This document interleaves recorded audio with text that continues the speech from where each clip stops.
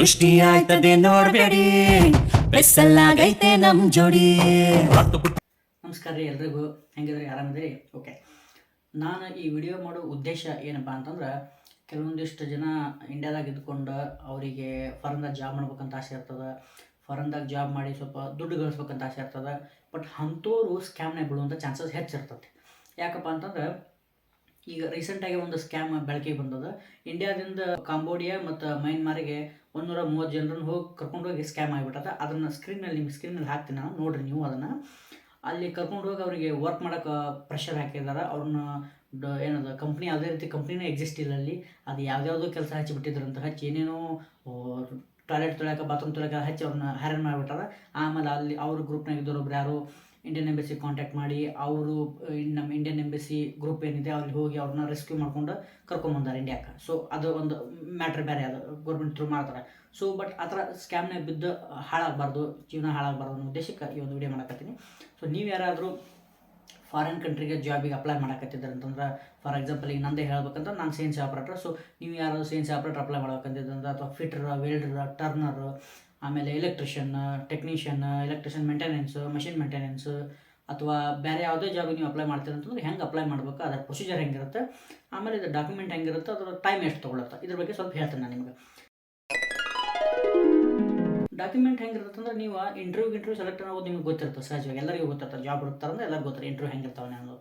ಬೇಕಾದ್ರೆ ನಿಮಗೆ foreign country interview ಹೆಂಗಿರ್ತಾವೆ ಅಂತ ಒಂದು ಬೇರೆ ವಿಡಿಯೋ ಮಾಡ್ತೀನಿ, ಅದು ದೊಡ್ಡ ವಿಡಿಯೋ ಆಗುತ್ತೆ, ಅದು ಮಾಡಿ ಹೇಳ್ತೀನಿ ನಿಮಗೆ.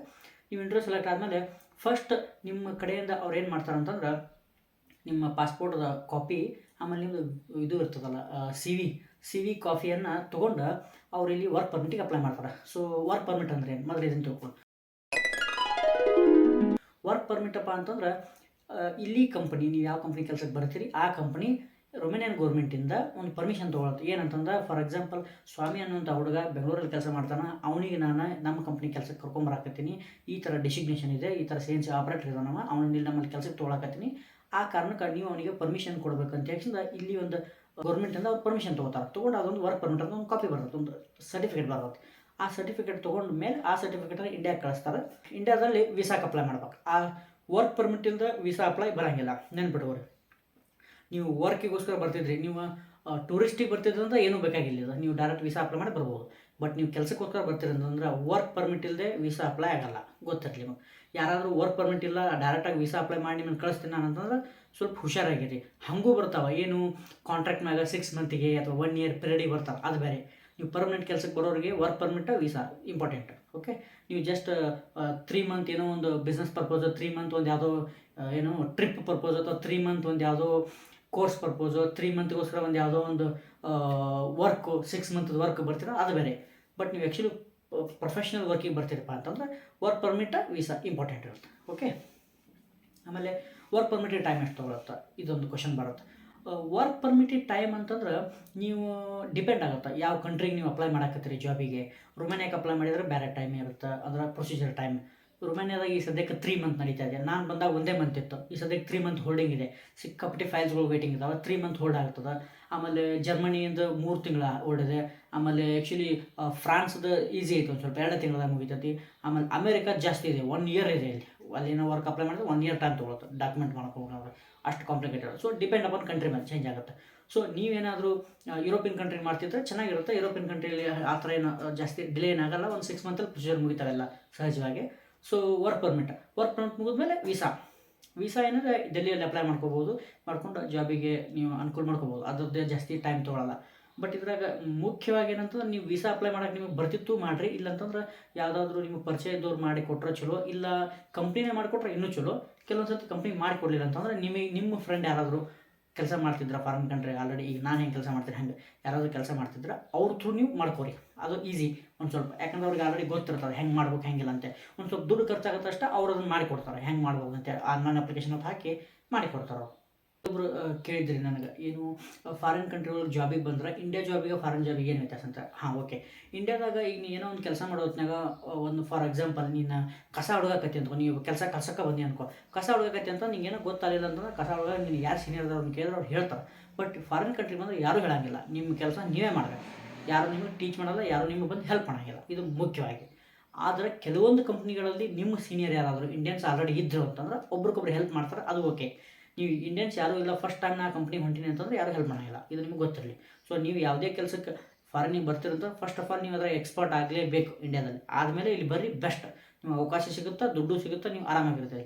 ನೀವು ಅರ್ಧಂಬರ್ಧ ಕಲ್ತು ಇಲ್ಲಿ ಬಂದ್ರೆ ಅಂದರೆ ಸ್ವಲ್ಪ ಹೈರಾಣ ಆಗ್ತೀರಿ, ನಿಮಗೆ ತ್ರಾಸಾಗುತ್ತೆ, ಅಷ್ಟಂತೂ ಕರೆ. ಆಮೇಲೆ ಬೆಸ್ಟ್ ಒಂದು ಏನಪ್ಪ ಅಂತಂದ್ರೆ, ನೀವು ಫಾರಿನ್ ಕಂಟ್ರಿ ಜಾಬಿಗೆ ಬರೋದಿತ್ತಂದ್ರೆ ಯಾವುದೇ ಕಂಪ್ನಿ ಬಂದರೂ ಕೂಡ ಅವ್ರು ಅಕೊಮಂಡೇಷನ್ ಪ್ರೊವೈಡ್ ಮಾಡ್ತಿದ್ರೆ ಬರ್ರಿ, ಇಲ್ಲಂತಂದ್ರೆ ಸ್ವಲ್ಪ ರಿಸ್ಕ್ ತೊಗೊಳ್ಬೇಡ್ರಿ. ಅಕೊಮಂಡೇಷನ್ ಭಾಳ ಪ್ರಾಬ್ಲಮ್ ಇದಾವೆ ಇಲ್ಲೆಲ್ಲ ಫಾರಿನ್ದಾಗ. ಅಕೊಮಂಡೇಷನ್ ಹಂಗೆ ಸಹಜವಾಗಿ ಯಾರಿಗೆ ಅಕೊಮಂಡೇಷನ್ ಮನಿ ಬಾಡಿ ರೆಂಟ್ ಯಾರೂ ಕೊಡಂಗಿಲ್ಲ ಇಲ್ಲಿ, ಹೌದಾ, ಹಂಗೆ ಸಹಜವಾಗಿ. ಸೊ ಕಂಪ್ನಿ ಥ್ರೂ ಕೊಟ್ರೆ ಹಿಡಿದ್ರೆ ಸಿಗುತ್ತಾ, ಇಲ್ಲಂತಂದ್ರೆ ಸಿಗೋದು ಕಠಿಣ ಆಗುತ್ತೆ. ಅಕಸ್ಮಾತ್ ಈಗ ನಾನು ಹೆಂಗಿದ್ದೀನಿ ಹಂಗೆ ನಿಮ್ಮ ಫ್ರೆಂಡ್ ಯಾರಾದ್ರು ಪರಿಚಯ ಇದ್ದು ಅಥವಾ ನನ್ನ ಥ್ರೂ ಯಾರಾದರೂ ಬಂದ್ರಿ ಅಂತಂದ್ರೆ ನಾವು ಅರೇಂಜ್ ಮಾಡಿರ್ತೀವಿ, ಅದು ತೊಂದರೆ ಇಲ್ಲ. ಬಟ್ ನೀವು ಡೈರೆಕ್ಟಾಗಿ ಒಬ್ಬರೇ ಇಂಡಿವಿಜುವಲಾಗಿ ಬರೋಕತ್ತಿದ್ರಂತ ಸ್ವಲ್ಪ ಅಕೊಮಂಡೇಷನ್ ಡೇಂಜರ್ ಇರುತ್ತೆ, ಯಾರೂ ಹೆಲ್ಪ್ ಮಾಡೋಂಗಿಲ್ಲ, ಆಮೇಲೆ ಯಾರೂ ನಿಮಗೆ ಇಲ್ಲಿ ರೆಸ್ಪೆಕ್ಟು ಮಾಡೋಂಗಿಲ್ಲ. ಸೊ ಪ್ರಾಬ್ಲಮ್ ಆಗುತ್ತೆ, ಅದನ್ನು ಸ್ವಲ್ಪ ಹುಷಾರಾಗಿ ನೋಡ್ಕೊರಿ ಅಕೊಮಂಡೇಷನ್ ಬಗ್ಗೆ. ಆಮೇಲೆ ವರ್ಕ್ ಲೈಫ್ ಬ್ಯಾಲೆನ್ಸ್ ಬಗ್ಗೆ ಹೇಳ್ಬೇಕಂದ್ರೆ ಇಂಡಿಯಾಕ್ಕಿಂತ ಒಂದು ಸ್ವಲ್ಪ ವರ್ಕ್ ಲೈಫ್ ಬ್ಯಾಲೆನ್ಸ್ ಚೆನ್ನಾಗಿರುತ್ತೆ ಇಲ್ಲಿ. ಅಷ್ಟೊಂದು ಏನು ಜಾಸ್ತಿ ಪ್ರೆಷರ್ ಇರೋಂಗಿಲ್ಲ ಕೆಲಸದ, ಆರಾಮಾಗಿ ಮಾಡ್ಕೋಬೋದು ಕೆಲಸದ. ಏನು ಅಷ್ಟು ಇಂಡಿಯಾದಾಗ ಪ್ರೆಷರ್ ಹಾಕಿದಷ್ಟು ಪ್ರೆಷರ್ ಹಾಕೋಂಗಿಲ್ಲ. ಬಟ್ ಥಿಂಕ್ ಏನಂತಂದ್ರೆ, ನೀವು ಎಂಡ್ ಆಫ್ ದ ಡೇ ನಿಮ್ಮ ಕೆಲಸ ನೀವೇ ಮಾಡ್ಬೇಕು, ಯಾರು ಹೆಲ್ಪ್ ಮಾಡೋಂಗಿಲ್ಲ ನಿಮ್ಗೆ, ಅದೊಂದು ಮಾತ್ರ ಫಿಕ್ಸ್. ನಿಮ್ಮ ಕೆಲಸ ನೀವೇ ಮಾಡ್ಬೇಕು. ಅಥವಾ ನಿಮ್ಮ ಕಂಪ್ನಿಯಾಗ ನೀವು ಎಲ್ಲಿ ಕೆಲಸಕ್ಕೆ ಹೋಗಿರ್ತೀರಿ ಆ ಕಂಪ್ನಿಯಾಗ ಯಾರಾದರೂ ಇಂಡಿಯನ್ಸ್ ಇದ್ರೆ ಅಥವಾ ನಿಮಗೆ ಪರಿಚಯದವ್ರ ಫ್ರೆಂಡ್ ಇದ್ರೆ ಅಂದ್ರೆ ಒಬ್ರಿಗೊಬ್ರು ಹೆಲ್ಪ್ ಮಾಡ್ಕೊಂಡು ಮಾಡ್ಬೋದು, ಅದು ಚೆನ್ನಾಗಿರ್ತದೆ. ಬಟ್ ನೀವು ಇಂಡಿವಿಜುವಲಾಗಿ ಒಬ್ಬರೇ ಹೋಗಿದ್ರಿ ಸ್ವಲ್ಪ ರಿಸ್ಕ್ ಜಾಸ್ತಿ. ಆ್ಯಂಡ್ ಒನ್ ಮೋರ್ ಟೈಮ್ ಹೇಳ್ತಾ ಇದ್ದೀನಿ, ಯಾವುದೇ ರೀತಿ ಸ್ಕ್ಯಾಮ್ನಲ್ಲಿ ಇದರಲ್ಲಿ ಬೀಳಕ್ಕೆ ಹೋಗ್ಬೇಡ್ರಿ. ಅರ್ಜೆಂಟ್ ಮಾಡಿ ಜಲ್ದಿ ಜಾಬ್ ಸಿಕ್ಕಿದೆ ಅಥವಾ ಈ ಜಾಬ್ ಅಪಾರ್ಚುನಿಟಿ ಮಿಸ್ ಆದರೆ ಮತ್ತೊಂದು ಸಿಗಂಗಿಲ್ಲ ಅಂತೇಳಿ ಅರ್ಜೆಂಟ್ ಮಾಡಿ ಮನ್ಯಾಗ ತಂದೆ ತಾಯಿ ಕಡೆಯಿಂದ 1 ಲಕ್ಷ 2 ಲಕ್ಷ ತೊಗೊಂಡು ಹೋಗಿ ಏಜೆಂಟ್ ಕೈಯಾಗ ಕೊಟ್ಟು ಹೈರಾಣ ಆಗಬೇಡ್ರಿ. ಆಮೇಲೆ ರೊಕ್ಕ ಸಿಗಲಿಲ್ಲ ಅಂದ್ರೆ ನಿಮಗೂ ಹೈರಾಣ, ಮನ್ಯಾಗೂ ಹೈರಾಣ, ಸಮಸ್ಯೆ ಆಗ್ಬಿಡ್ತಾವೆ. ಹಂಗೆ ಮಾಡಕ್ಕೆ ಹೋಗ್ಬೇಡ್ರಿ. ಯಾರಾದರೂ ಬೆಸ್ಟ್ ಈಸಿ ವೇ ಆಮೇಲೆ ದುಡ್ಡು ಉಳಿಬೇಕಪ್ಪ ಅಂದ್ರೆ, ನಿಮ್ಗೆ ಯಾರಾದ್ರು ಪರಿಚಯ ಇದ್ರೆ ಫ್ರೆಂಡು, ಫ್ಯಾಮಿಲಿ ಮೆಂಬರು ಅಥವಾ ನಿಮ್ಮ ಕಸಿನ್ ಬ್ರದರು, ಸಿಸ್ಟರು ಯಾರಾದರೂ ಹಿಂಗೆ ಪರಿಚಯ ಇದ್ದವ್ರ ಜೊತೆ ಹೋದ್ರಂದ್ರೆ ಈಸಿಯಾಗಿರುತ್ತೆ, ಜಾಸ್ತಿ ದುಡ್ಡು ಖರ್ಚಾಗಲ್ಲ, ಆರಾಮಾಗಿ ಸೇಫಾಗಿ ಇರ್ತೀರಿ, ಸೇಫಾಗಿ ಜಾಬು ಚಲೋ ಸಿಗುತ್ತೆ. ಒಂದು. ಎರಡನೇದು, ನಾವು ಈ ಒಂದು ಆ್ಯಕ್ಚುಲಿ ಇದನ್ನು ನಿಮ್ಗೆ ಯಾಕೆ ಹೇಳ್ತಾ ಇದ್ದೀನಿ ಅಂತಂದ್ರೆ, ರೀಸೆಂಟಾಗಿ ತುಂಬ ಜನರು ನೋಡಿ, ನಾನು ಭಾಳ ಜನ ಇಂಡಿಯಾದಿಂದ ಏನು ಮಾಡ್ತಾರೆ, ನಾನು ಏನು ಇಂಗ್ಲೀಷ್ ಓದಕ್ಕೆ ಬರುತ್ತೆ, ಇಂಗ್ಲೀಷ್ ನಂಗೆ ಗೊತ್ತೈತಿ, ನಾನು ಇಂಟರ್ನೆಟ್ ಎಲ್ಲ ನೋಡೀನಿ ಅಂತೇಳಿ ತಾವ ಒಂದು ಜಾಬಿಗೆ ಅಪ್ಲೈ ಮಾಡೋಕ್ಕೆ ಹೋಗಿ, ತಾವ ವೀಸಾ ಡಾಕ್ಯುಮೆಂಟ್ ಮಾಡೋಕ್ಕೆ ಹೋಗಿ ಎಲ್ಲ ದುಡ್ಡು ಖರ್ಚು ಮಾಡ್ಕೊಂಡು ವೇಸ್ಟ್ ಮಾಡ್ಕೊಂಡವ್ರು ನೋಡೀನಿ. ಆ ಕಾರಣಕ್ಕೋಸ್ಕರ ಹೇಳ್ತಾ ಇದ್ದೀನಿ, ನಿಮ್ಗೆ ಗೊತ್ತಿತ್ತು ಮಾಡಿರಿ, ಅಥವಾ ಗೊತ್ತಿರಲಿಲ್ಲ ಬೆಟ್ರ್ ಏನಂದ್ರೆ ಯಾರಾದರೂ ಗೊತ್ತಿರೋ ಕಡೆ ಮಾಡಿಸೋದು ಭಾಳ ಬೆಟ್ರ್. ನೀವು ಯಾವುದೇ ರೀತಿ ರಿಸ್ಕ್ನಾಗ ಬೀಳಂಗಿಲ್ಲ.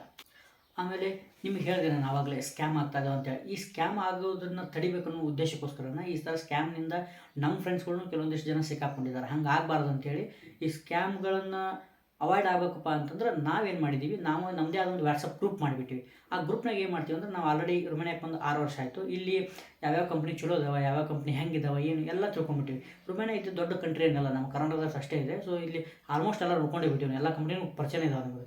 ಸೊ ನಾವು ಇಲ್ಲಿ ಯಾವ್ಯಾವ ಚಲೋ ಇದಾವೆ, ಯಾವ್ಯಾವ ಕಂಪ್ನಿ ಹೆಂಗಿದಾವೆ ಅನ್ನೋದ್ರ ಮೇಲೆ ಒಂದು ಲಿಸ್ಟ್ ಮಾಡ್ಕೊಂಡು, ಆಯಾ ಕಂಪ್ನಿಗಳಲ್ಲಿ ಎಷ್ಟೆಷ್ಟು ವೇಕೆನ್ಸಿಗಳು ಖಾಲಿ ಇದಾವೆ, ಎಷ್ಟೆಷ್ಟು ಜನ ಕೆಲಸಕ್ಕೆ ಬೇಕಾಗಿದ್ದಾರೆ, ಅದನ್ನು ತೊಗೊಂಡು ನಾವು ಮಂತ್ಲಿ ಅಥವಾ ವೀಕ್ಲಿ ಅಥವಾ ಆಲ್ಮೋಸ್ಟ್ 3 days 4 daysಗೊಮ್ಮೆ ಏನು ಮಾಡ್ತೀವಿ, ಆ ಗ್ರೂಪ್ನಾಗ ಪೋಸ್ಟ್ ಮಾಡ್ತೀವಿ, ವಾಟ್ಸಪ್ ಗ್ರೂಪ್ನಾಗ. ಅಲ್ಲಿ ನೀವು ಜಾಬ್ಗೆ ಅಪ್ಲೈ ಮಾಡ್ಕೋಬೋದು. ಅಲ್ಲೆಲ್ಲ ಜೆನ್ಯೂನ್ ಜಾಬ್ ಇರ್ತಾವೆ. ಅಲ್ಲಿ ನಿಮಗೆ ಏನಾದರೂ ಮೋಸ ಆದ್ರೆ ನಾವೇ ಎಲ್ಲ ರೆಸ್ಪಾನ್ಸಿಬಿಲಿಟಿ ನಾವು ತೊಗೋತೀವಿ. ಅದನ್ನು ಪ್ರತಿಯೊಂದನ್ನು ಅಲ್ಲೆಲ್ಲ ಜೆನ್ಯೂನ್ ಜಾಬ್ನೇ ಮಾತ್ರ ನಾವು ಮೊದಲು ಕಂಪ್ನಿನ ವೆರಿಫೈ ಮಾಡಿ ಆಮೇಲೆ ಅಲ್ಲಿ ಗ್ರೂಪಿಗೆ ತಂದು ಹಾಕ್ತೀವಿ. ಅಲ್ಲಿವರೆಗೂ ಹಾಕಂಗಿಲ್ಲ ನಾವು, ಫಸ್ಟ್ ಥಿಂಗ್. ಆಮೇಲೆ ಆ ಗ್ರೂಪ್ ಲಿಂಕನ್ನು ನಾನು ಇಲ್ಲಿ ಕಮೆಂಟಲ್ಲಿ ಹಾಕಿರ್ತೀನಿ, ಪಿನ್ ಮಾಡಿರ್ತೀನಿ. ನೀವು ಯಾರಾದರೂ ಜಾಯ್ನ್ ಆಗೋ ಇಂಟ್ರೆಸ್ಟ್ ಇದ್ದರೆ ಜಾಯ್ನ್ ಆಗ್ಬೋದು.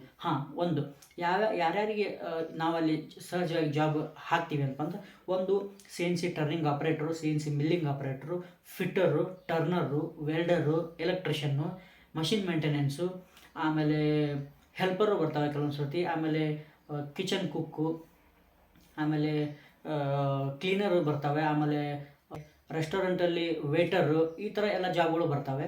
ಆಮೇಲೆ ನೀವು ಅಕಸ್ಮಾತ್ ಆಲ್ರೆಡಿ ಯಾರಾದರೂ ರುಮೇನಿಯಾದಾಗ ಇದ್ರಿಪ್ಪ ಅಂತಂದ್ರೆ, ಅಥವಾ ಬೇರೆ ರುಮೇನಿಯಾದಲ್ಲಿ ಇಲ್ಲದಿದ್ರು ಯುರೋಪ್ನಾಗ ಬೇರೆ ಕಂಟ್ರಿಯಾಗ ಇದ್ರಿ ಅಂದ್ರೆ, ನೀವು ಇನ್ನೊಂದು ಕಂಟ್ರಿ ಜಾಬ್ ಹುಡುಕಾಡಕತ್ತಿದ್ರೆ ಅಂದ್ರೂ ಅದನ್ನು ನಾವು ಅಲ್ಲಿ ಪೋಸ್ಟ್ ಮಾಡ್ತೀವಿ. ಇಲ್ಲಿ ಬಂದಮೇಲೆ ಇಲ್ಲಿಂದ ಮತ್ತೆ ಬೇರೆ ಕಡೆ ಎಲ್ಲ ಹೋಗೋ ಮನಸ್ಸಿತ್ತಪ್ಪ ಅಂದ್ರೆ ನಾವು ಅದನ್ನು ಜಾಬ್ ಪೋಸ್ಟ್ ಹಾಕ್ತಿರ್ತೀವಿ. ಎಲ್ಲನೂ ಬೇರೆ ಬೇರೆ ಕಂಪ್ನಿ, ಜರ್ಮನಿ ಹಾಕ್ತೀವಿ, ಆಮೇಲೆ ಪೋಲ್ಯಾಂಡ್ ಹಾಕ್ತೀವಿ, ಫಿನ್ಲ್ಯಾಂಡ್ ಹಾಕ್ತೀವಿ, ನೆದರ್ಲ್ಯಾಂಡ್ ಹಾಕ್ತೀವಿ, ಆಮೇಲೆ ಇಲ್ಲಿ ಬಲ್ಗೇರಿಯಾ ಹಾಕ್ತೀವಿ, ಬುಡಾಪೆಸ್ಟ್ ಹಾಕ್ತೀವಿ, ಎಲ್ಲ ಕಡೆದೂ ಹಾಕ್ತೀವಿ. ಸೊ ನಿಮಗೆ ಯಾವ್ದು ಇಷ್ಟ ಅನ್ಸುತ್ತೆ, ನಿಮ್ಗೆ ಯಾವ್ದು ಚಲೋ ಇದು ನಂಗೆ ಬೇಷೈತೆ ಅನಿಸುತ್ತೆ, ಅಲ್ಲಿ ನೀವು ಅದಕ್ಕೆ ಜಾಬಿಗೆ ಅಪ್ಲೈ ಮಾಡ್ಬೋದು.